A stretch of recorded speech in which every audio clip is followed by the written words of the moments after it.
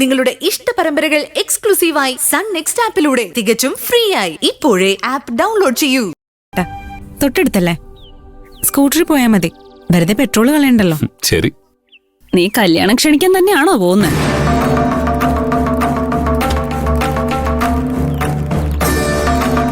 അല്ല, കഴിഞ്ഞ തവണ ഇങ്ങനെ പറഞ്ഞ് വീട്ടിൽ നിന്ന് ഇറങ്ങിയിട്ട് നിന്നെ കിട്ടിയത് ലോഡ്ജിൽ നിന്ന് ആത്മഹത്യ ചെയ്യാൻ ശ്രമിച്ച അവസ്ഥയില.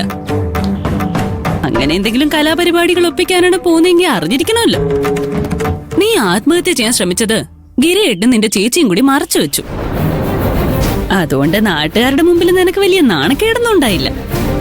പക്ഷെ എപ്പോഴും അതിനുള്ള ഭാഗ്യം ഉണ്ടായെന്ന് വരില്ല. നിനക്കൊന്നും മിണ്ടാതിരുന്നൂടെ സ്വപ്നെ?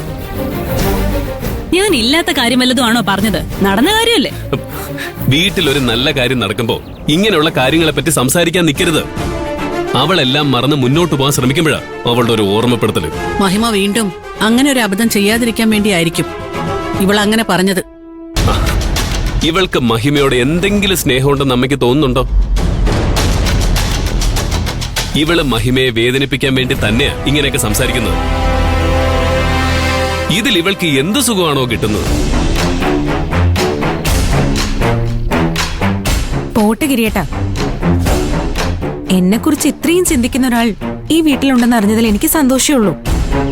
നീ വെറുതെ ഓരോന്ന് സങ്കല്പിച്ചു കൂട്ടി വിഷമിക്കണ്ട. ഞാൻ ഒരു കുഴപ്പമില്ലാതെ തിരിച്ചു വന്നോളാം. അത്രേ ഉള്ളൂ. കണ്ടോടാ, മഹിമയ്ക്ക് അവളുടെ ഉദ്ദേശം എന്താണെന്ന് മനസ്സിലായി.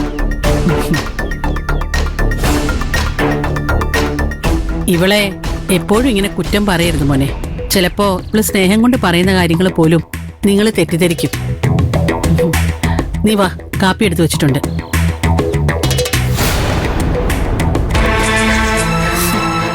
ഇവരുടെയൊക്കെ വിചാരം എനിക്ക് നിന്റെ കല്യാണം നല്ല രീതിയിൽ നടക്കുന്നത് കാണണമെന്ന.